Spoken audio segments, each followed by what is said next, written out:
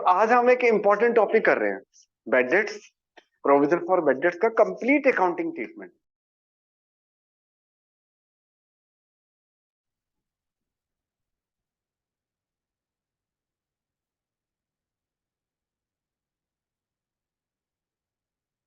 सारी है ना मेरी अर्नव? आ रही है। तो कंप्लीट अकाउंटिंग ट्रीटमेंट से क्या मतलब है? क्योंकि अभी तक जो हमने किया था वो कंप्लीट अकाउंटिंग ट्रीटमेंट नहीं था। वो बस मैंने आपको बताया था, इतने रुपए पी&एल के डेबिट में डाल दो, इतने रुपए डेटर में से लेस कर दो, न्यू प्रोविजन है तो बैड डेट्स में ऐड कर दो, ओल्ड प्रोविजन है तो बैड डेट्स में से माइनस कर दो। वो तो एक तरह से रेक्टिफिकेशन टाइप था। अब इसको हम कंप्लीट अकाउंटिंग ट्रीटमेंट समझेंगे। वो क्लास 11th में एक 5 नंबर का क्वेश्चन भी आता है, क्योंकि फाइनेंशियल स्टेटमेंट की बहुत ज्यादा वेटेज है फाइनल एग्जाम में। 12 नंबर का एक क्वेश्चन वो भी आएगा जो अब तक आप कर रहे थे, 5 नंबर का ये भी आएगा जो कराने जा रहा हूँ। तो एक कंप्लीट अकाउंटिंग ट्रीटमेंट क्यों इंपॉर्टेंट है? क्योंकि तो 5 नंबर का क्वेश्चन अभी भी आएगा और दूसरा क्लास 12th में भी इसका लगातार यूज चलता रहेगा।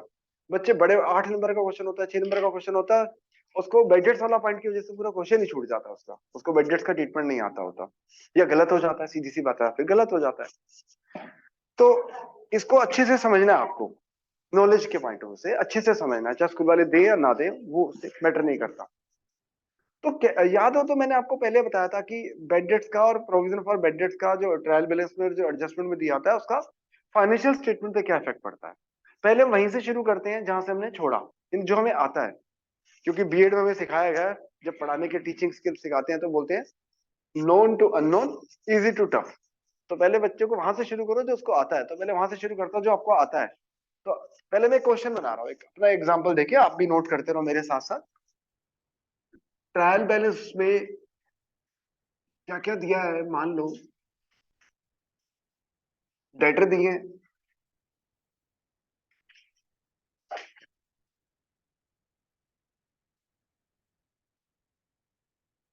बेड डेट्स दिए हैं,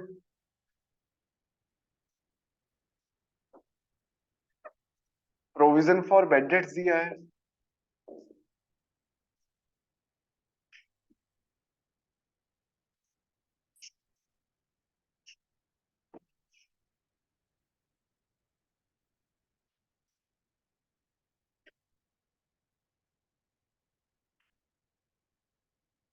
9,000 नहीं है, 7,000 कर देता हूँ चलो। और एडजस्टमेंट दी है, फर्दर बेड डेट्स जो है वो है हमारे मान लो 4,000 के, and maintain A provision for bad dates at the rate of 5% on debtor. ऐसे ही होता है ना, ऐसे ही कुछ क्वेश्चन होता है। आप अभी इसी को नोट कर रहे थे आयाती, अभी पहले वही कराऊंगा जो इनको सिखा चुका हूँ, जो आपको अभी क्वेश्चन में करना है। पहले इनको नोट कर लो फिर आगे चलते हैं। मैं फिर बता रहा हूँ, इसकी बहुत इंपॉर्टेंस है नॉलेज पॉइंट ऑफ से, इसलिए अच्छे से इसको समझना है जो आज कराने जा रहा हूँ मैं। तो एग्जाम में क्वेश्चन कैसा आएगा 5 नंबर का? ऐसे आपको क्वेश्चन दे देगा और कहेगा extract of balance sheet and extract of P and L, मतलब इनका पी&एल अकाउंट में और बैलेंस शीट पे कैसे कैसे इफेक्ट पड़ेगा वो दिखाओ। इसको एक्सट्रैक्ट इसलिए बोलते हैं क्योंकि हम कंप्लीट पी&एल अकाउंट नहीं बना रहे, कंप्लीट पी&एल अकाउंट का एक पार्ट दिखा रहे हैं। सब लोग इधर देखो, छोड़ो। तो देखो डेटर है हमारे 1,64,000 के, असेट्स में दिखा देंगे डेटर। अभी उसका ऐसे कोई रिलेवेंस नहीं है तो इसलिए इसको छोड़ दिया मैंने, उसका वही करना है जो करना है। बेड डेट्स ट्रायल बैलेंस में दिए हैं, कहाँ जाएंगे? हाँ बोलो बोलो। ये डेबिट में एज ए लॉस। जब पूछूंगा तब बताना। ये जो प्रोविजन ट्रायल बैलेंस में दिया, ये कौन सा प्रोविजन है? ओल्ड। इसको तभी छोड़ दो। एडजस्टमेंट पे आ जाओ, फर्दर बेड डेट्स ₹4,000, इसका क्या करेंगे? बेड डेट्स में ऐड कर देंगे और डेटर में से माइनस कर देंगे।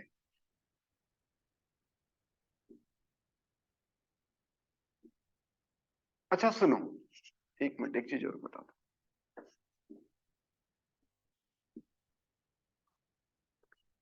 जो आइटम ट्रायल बैलेंस में दी होती है इसका मतलब उसकी एंट्री हो चुकी है,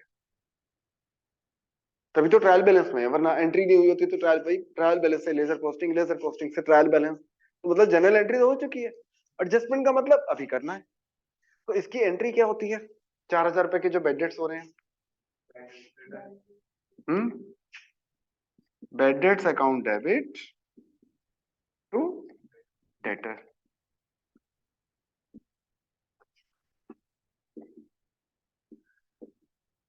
तो यानी कि हम बेड डेट्स को बढ़ा रहे हैं, कम कर रहे हैं? Rule of debit credit modern approach, loss का डेबिट बैलेंस होता है और डेबिट करने से वो बैलेंस बढ़ जाता है। डेटर को बढ़ा रहे हैं, कम कर रहे हैं? डेटर को कम कर रहे हैं, क्योंकि डेटर हमारी एसेट्स है, एसेट्स का डेबिट बैलेंस होता है। तो हमने डेटर को कम करके डेटर को क्रेडिट करके डेटर को कम कर दिया। तो यानी कि एक तो डेटर में से माइनस हो गया, और दूसरा पी एंड एल के डेबिट में इसी में ऐड कर देंगे फर्दर बेड डेट्स।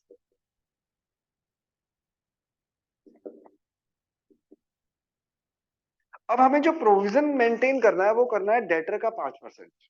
कौन से डेटर का 5% है? 1,60,000। गलती से 164 पे 5% मत बना देना प्रोविजन, क्योंकि अगर 164 पे प्रोविजन बना दिया तो इसका मतलब तो आपने 4,000 रुपए जो डूब चुके हैं उसके ऊपर भी प्रोविजन बना रहे हो। जो 4,000 रुपए डूब चुके हैं, जिसको डेटर में से माइनस कर चुके हैं, उसके ऊपर थोड़ा प्रोविजन बनाएंगे। तो प्रोविजन बनाना उसी पर बनाना है जो हमें पैसे मिलने की उम्मीद है। 160 लेना है, उसका 5% डूबेगा तो कितना हुआ? 5%, 8,000 रुपए। तो ये कौन सा प्रोविजन है, ओल्ड के न्यू? जो एडजस्टमेंट में होता है वो होता है हमारा न्यू प्रोविजन। तो एक तो मैंने क्या बताया था, इसको भी डेटर में से माइनस कर देंगे,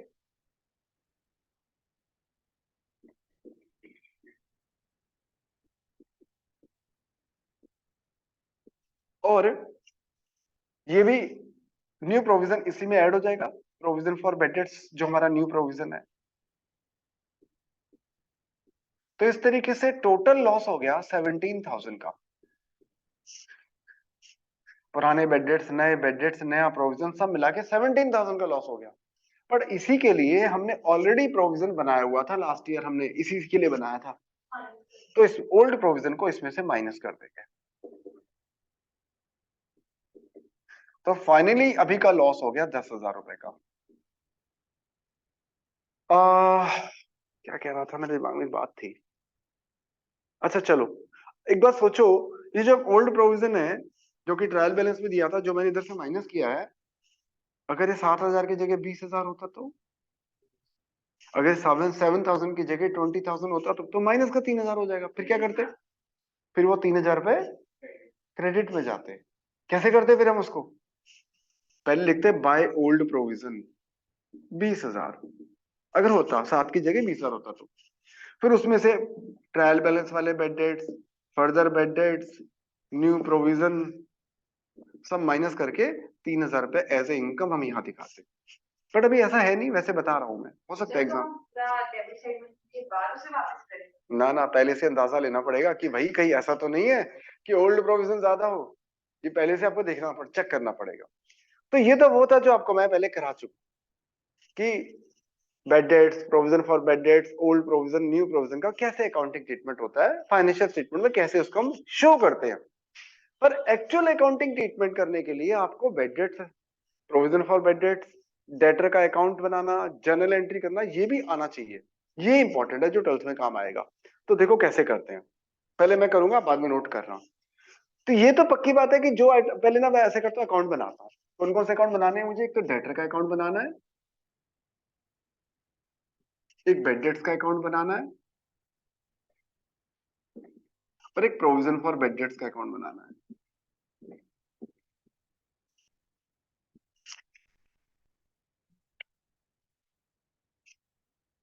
जब भी आप किसी का अकाउंट बनाते हो, जो आइटम, जो बैलेंस ट्रायल बैलेंस में दिए हैं, पहले वो बैलेंस लिखते हो। ये हमेशा प्रैक्टिकल अकाउंट के लिए याद रखो। 12th में तो डेली यही काम करोगे आप। आपको कुछ अकाउंट के बैलेंस दिए होंगे तो आपको उनका अकाउंट बनाना है। तो मुझे बताओ डेटर का कौन सा बैलेंस होता है, डेबिट के क्रेडिट? तो डेबिट में लिख देंगे to balance BD.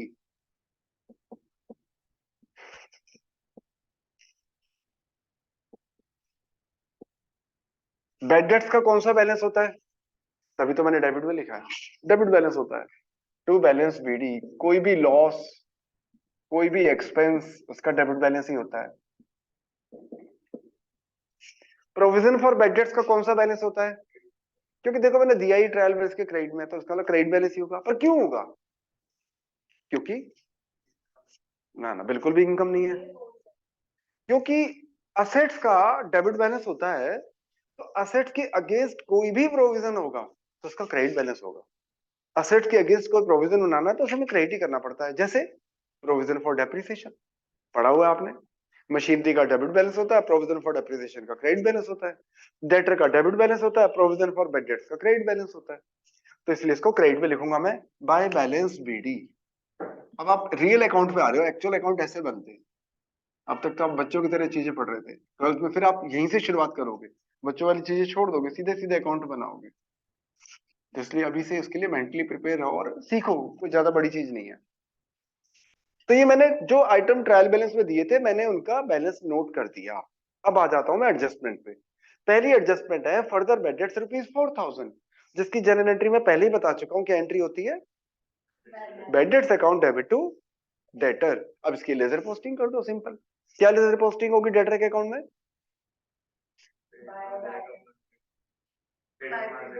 Bye bad debts बोलो ना, लेजर पोस्टिंग। डेटर को हमने क्या किया है, क्रेडिट, तो डेटर के अकाउंट के क्रेडिट में पोस्टिंग होगी bye bad dates, bye bad dates.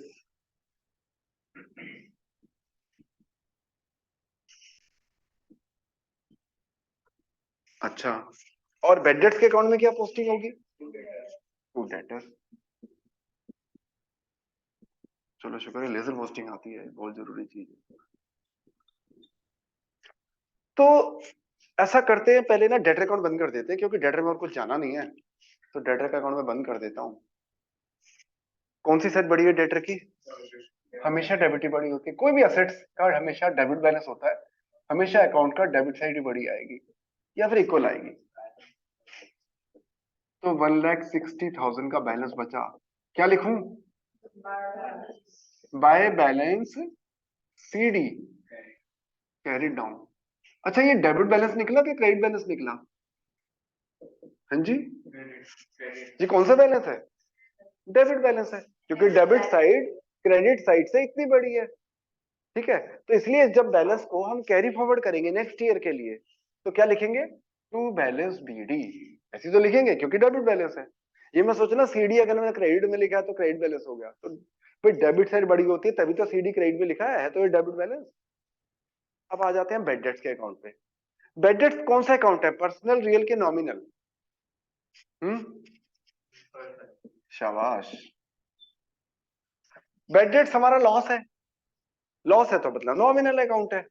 और एक रूल ये होता है कि नॉमिनल अकाउंट हमेशा ईयर के एंड में क्लोज हो जाते हैं, हमेशा।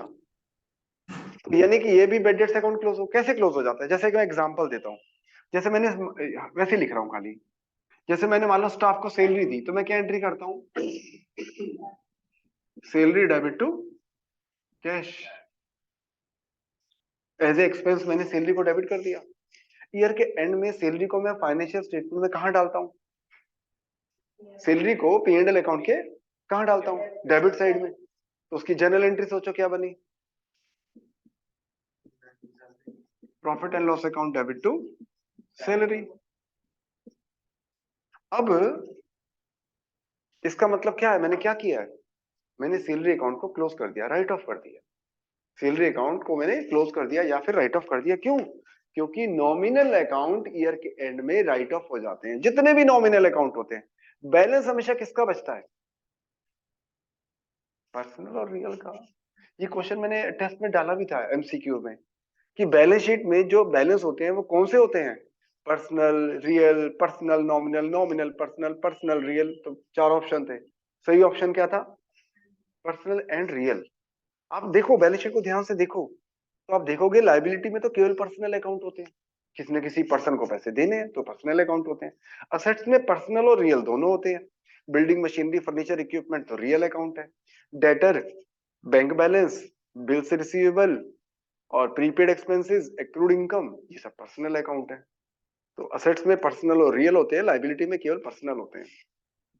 तो मैं ये कह रहा था क्यों होते हैं, क्योंकि जिस भी अकाउंट का बैलेंस कैरी फॉरवर्ड करना होता है वो बैलेंस शीट में जाता है। जैसे डेटर का बैलेंस हमें कैरी फॉरवर्ड करना है तो बैलेंस शीट में जाएगा, लेकिन नॉमिनल अकाउंट ईयर के एंड में तो उसको भी क्लोज कर दो, फिर बेड डेट्स अकाउंट को भी। क्या एंट्री होगी क्लोज करने की? अभी अभी सैलरी को मैंने कैसे क्लोज किया था? अभी अभी सैलरी को मैंने कैसे क्लोज किया था? P and L account debit to salary, तो यहाँ क्या एंट्री होगी? P and L account debit to bad debts की जगह होगी provision for bad debts account debit to bad debts. क्योंकि प्रोविजन अकाउंट हम बनाते ही इसीलिए कि जो बेड डेट्स होंगे वो यहां से राइट ऑफ होंगे, पी एंड एल अकाउंट से नहीं होंगे। प्रोविजन बनाया ही रखा हमने ऑलरेडी। तो क्या एंट्री होगी फिर से बोलो? Provision for bad debts account debit to 9,000 से। तो बेड डेट्स अकाउंट में क्या पोस्टिंग होगी? तो पहले इधर एंट्री लिख ही दूं, इधर क्यों लिख रहा हूं, इधर लिख देता हूं। Provision for bad debts account debit to bad debts 9,000। तो इसकी लेजर पोस्टिंग क्या होगी? By provision for bad dates.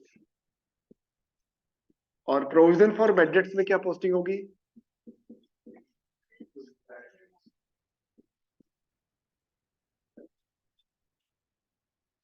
तो इस तरीके से डेटर अकाउंट क्लोज हो गया। उसका तो को बैलेंस निकाल के बैलेंस शीट में डाल देंगे। बेड डेट्स अकाउंट क्लोज हो गया। अब आ गया provision for bad dates.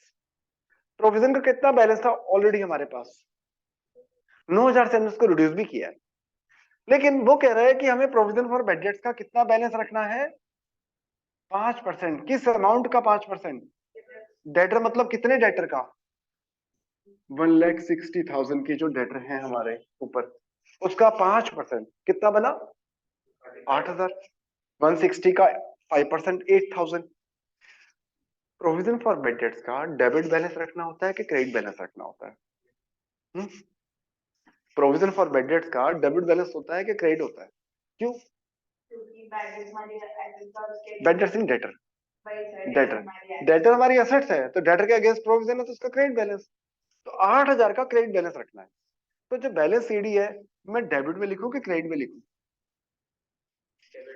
Debit में। To balance CD. सीडी है भाई, अभी समझा रहा था। Balance CD to balance CD debit में लिख रहे हो, इसका मतलब क्रेडिट बैलेंस 8,000 से। और ध्यान रखना, बैलेंस की कभी कोई एंट्री नहीं होती। जैसे डेटर का 1,60,000 का बैलेंस है, उसकी कोई एंट्री थोड़ा ना होगी। ऐसे ही हमें जितना बैलेंस रखना है उसकी कोई एंट्री नहीं होगी, ये तो बैलेंस है। अब अकाउंट को क्लोज करो। 9 और 8 कितने होते हैं? 17,000। 17 में से 7 गए, कितने बचे? 10,000। ये जो 10,000 है ये हमारा रियल एक्सपेंस है। याद करो, हमने पी एंड एल के डेबिट में कितने रुपए डाले थे? इसकी एक्चुअल एंट्री हुई थी profit and loss account debit. यही होगा ना, profit and loss account debit हो रहा है ना? प्रॉफिट एंड लॉस के डेबिट में देखा है, profit and loss account debit to provision for bad debts 10,000। दिख नहीं रहा है? हाँ, दिख रहा है। तो प्रोविजन फॉर बेड डेट्स में क्या लिखूंगा? By profit and loss account balancing figure. अब बच्चों को ये भी नहीं पता होता कि हमें बैलेंसिंग फिगर कब लिखना है, कि हमें बैलेंसिंग फिगर कब लिखना है। ऐसे तो ये भी तो बैलेंस ही निकाला मैंने 160, पर इसमें तो नहीं लिखा मैंने बैलेंसिंग फिगर, क्योंकि बैलेंस तो बैलेंसिंग फिगर ही होता है, इसलिए उसको लिखने की जरूरत नहीं है। लेकिन यहाँ पर बैलेंस हमने पहले लिखा है और फिर कुछ कैलकुलेट करके हमने लिखा है by P and L, debit में से क्रेडिट माइनस करके जो बचा। इस प्रोसीजर को क्या बोलते हैं? Balancing figure. 12th में हर रोज निकालोगे आप बैलेंसिंग फिगर। बहुत सारे बच्चे 11th में से डायरेक्ट 12th में ज्वाइन करते हैं, मैं उनको बोलता हूँ बैलेंस, सर ये फिगर कैसी आई? मैं कहता हूँ बैलेंसिंग फिगर, या मैं कहता हूँ ऐसा करो बैलेंसिंग फिगर निकाल लो। बच्चे देखते हैं क्या निकाल लो, मतलब क्या कर लो? बैलेंसिंग फिगर निकालने का मतलब होता है आप चेक करो कौन सी साइड बढ़ी है। जैसे कि इसमें कौन सी साइड बढ़ी थी? तो डेबिट साइड का टोटल यहाँ लिखा, उसमें से ये वैल्यू माइनस करके जो बचा उसको क्या बोलते हैं? Balancing figure. अब ऐसा करो, आप सबको 5 मिनट का टाइम दे रहा हूँ, पूरा क्वेश्चन देखो। एग्जाम में क्या आएगा? एग्जाम में या तो पूछेंगे, या तो ये तो क्वेश्चन है तो दिया होगा, या तो पूछेगा कि बैलेंस शीट पे और पीएनएल पे क्या इफेक्ट पड़ेगा वो शो करो, या पूछेगा उसकी जर्नल एंट्री करके दिखाओ, या पूछेगा ये तीन अकाउंट बना के दिखाओ। कुछ भी पूछ सकता है, तो आपको सब कुछ आना है, सीखना ही पड़ेगा। 12th में दोनों चीजें, ये चीज काम की है वैसे। ये तो इतना, खैर बिना अकाउंट के जनरल एंट्री, अब देखो ना ये जो एंट्री है P and L account debit to provision, वो यहीं से ही तो निकला है। तो जब तक आपको ये कॉन्सेप्ट क्लियर नहीं, आप ये नहीं निकाल पाओगे, ये नहीं कर पाओगे, तो 12th में अटक जाओगे। तो इसलिए पूरा नोट करो, समझो, फिर एक क्वेश्चन और कराऊंगा ऐसा आपको। चलो 5 मिनट है, सब लोग नोट कर लो। ऐसा करते हैं, एक क्वेश्चन अभी और करते हैं ऐसा हम। तो सबसे पहले आप बुक खोलो और फाइनेंशियल स्टेटमेंट विद एडजस्टमेंट की इलस्ट्रेशन नंबर 7 निकालो। Page number 19.4 4 2 4 2 2 only 19.22 illustration number 7। और ऐसा करता हूँ, पहले मैं आपको 5 मिनट देता हूँ, पहले आप लोग खुद से इसको पढ़ लो। आप लोग पहले इसको खुद से पढ़ लो, खुद से करो, फिर मैं 5 मिनट बाद स्टार्ट करूंगा, पहले नहीं करता, ठीक है? पहले आप लोग खुद से ट्राई कर लो। Okay sir.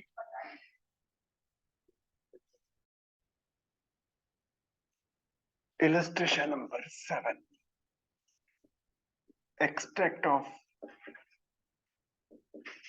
profit and loss account, extract of balance sheet।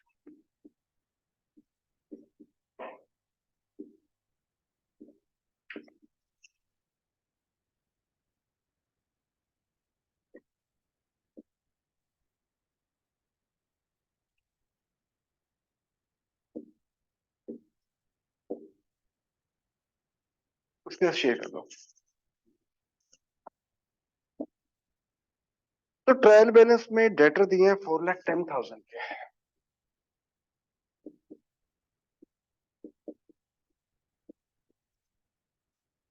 Trial balance में बेड डेट्स दिए हैं 6,000 के, जो कि पी एंड एल के डेबिट में आए।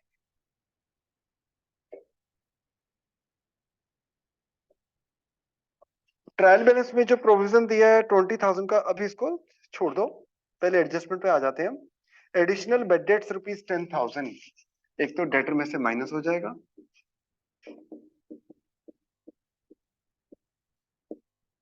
और एक पी एंड एल के डेबिट में पहले वाले बेड डेट्स में ऐड हो जाएंगे फर्दर बेड डेट्स।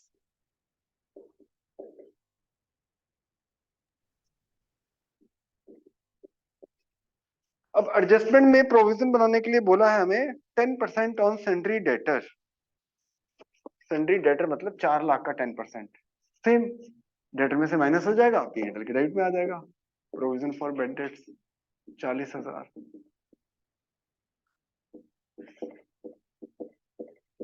और इसमें ऐड कर देंगे प्रोविजन फॉर बेड डेट्स, जिसे हम बोलते हैं न्यू प्रोविजन।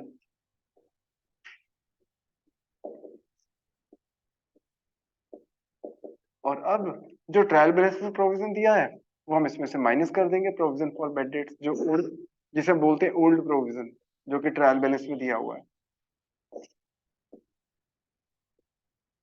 तो ये हो गया extract of P and L और एक्सट्रैक्ट ऑफ बैलेंस शीट। पहले आप लोग इतना कर लो, फिर आगे चलते हैं, पहले इतना नोट कर लो।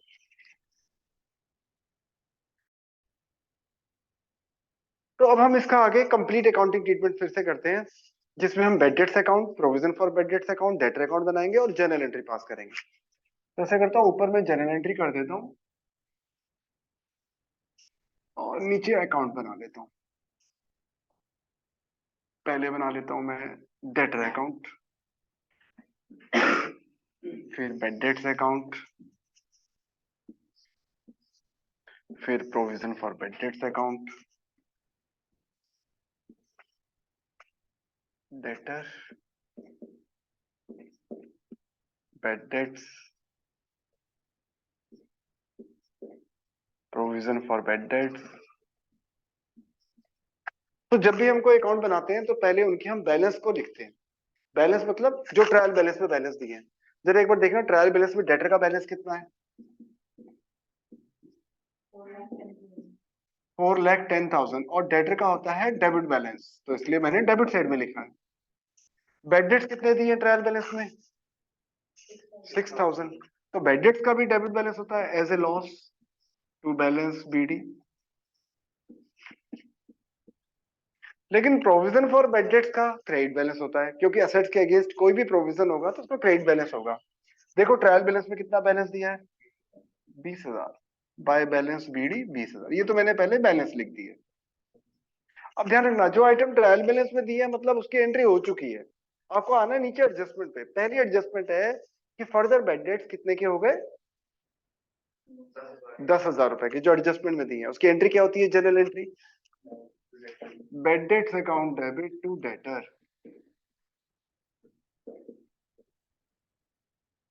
10,000। अब इसकी लेजर पोस्टिंग कर देते हैं। डेटर अकाउंट में लिखेंगे बाय बेड डेट्स, और बेड डेट्स अकाउंट में लिखेंगे टू डेटर।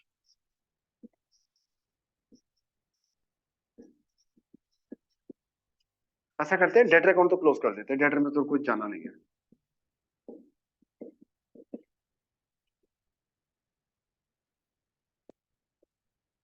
तो डेटर का बैलेंस आ गया 4 लाख बाय बैलेंस सीडी। लेकिन डेटर 4 लाख के ही है। ये मैं सोचा ना कि डेटर 360 के, अगर कोई ऐसे आपको दिखाया और आपसे पूछे कि डेटर कितने के, तो आप बोलोगे डेटर 4 लाख के हैं। 40,000 का तो प्रोविजन बनाया है, जो डूबा नहीं है, डूब सकता है उसके लिए, अभी डेटर 4 के ही है। प्रोविजन का तो अलग अकाउंट है, प्रोविजन अलग से लाइबिलिटी में भी दिखा सकते हैं हम। अच्छा, बेड डेट्स अकाउंट को हमें क्लोज करना होता है, तो मैंने क्या बताया था, कैसे क्लोज करेंगे इसको, कैसे राइट ऑफ करेंगे? बाय, यानी एंट्री बनी provision for bad debts account debit to bad debts, कितने से? 16,000 से, क्योंकि 6,000 का बैलेंस पहले था, 10,000 रुपए और बेड डेट्स हुए, टोटल 16,000। तो बेड डेट्स अकाउंट में लिखूंगा मैं bye provision for bad debts, और प्रोविजन फॉर बेड डेट्स में लिखूंगा मैं टू बेड डेट्स। तो इस तरीके से बेड डेट्स अकाउंट भी क्लोज हो गया। अब आती है प्रोविजन फॉर बेड डेट्स की। तो प्रोविजन फॉर बेड डेट्स का हमें कितना बैलेंस मेंटेन करके रखना है? कितना? डेटर का 10%। कितना प्रोविजन रखना है, यानी कि हमें 40,000 का।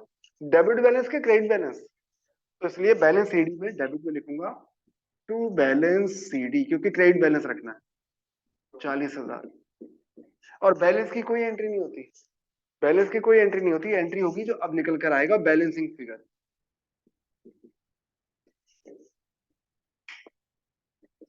जो अब निकलेगा 36,000 by profit and loss account balancing figure. अब देखोगे वही चीज निकलेगी जो हमने यहाँ लिखी है, 36,000। जो यहाँ लिखे हैं 36,000, वही वो बाय प्रॉफिट एंड लॉस। तो प्रॉफिट एंड लॉस के डेबिट में चले गए और प्रोविजन के क्रेडिट में चले गए। अब इसको ऐसा करो, इसकी एंट्री भी, हाँ इसकी भी एंट्री होगी, profit and loss account debit to provision for bad debts 36,000। अब फटाफट इसको नोट कर लो, और होमवर्क में ऐसे मैं 2 क्वेश्चन दूंगा छोटे छोटे, उनको जरूर ट्राई करना। पहले इसको एक बार नोट कर लो। तो होमवर्क डालना है आयाति ग्रुप पे, आप अपने और आप अपने ग्रुप पे डालो। हार्दिक, इलस्ट्रेशन नंबर 8 और 9, दो तो ये इलस्ट्रेशन करनी है, इलस्ट्रेशन नंबर 8 एंड 9। और एक आध क्वेश्चन भी कर लोगे तो थोड़ा आपको कॉन्फिडेंस आ जाएगा कि हाँ आपको समझ में आ गया। तो क्वेश्चन नंबर करना आप, क्वेश्चन नंबर 19 बस। ठीक है, 2 इलस्ट्रेशन 1 क्वेश्चन, 8 और 9 इलस्ट्रेशन, क्वेश्चन नंबर 18। 19 बोला था तो 19 होगा, मैंने बंद कर दी बुक एक्चुअली। देख लेना, पता देखते ही पता चल जाएगा, ऐसे बैलेंस जैसे वो बैलेंस शीट के अभी तो क्वेश्चन किए हैं। चलो ओके बाय, फिर मिलते हैं। Okay sir.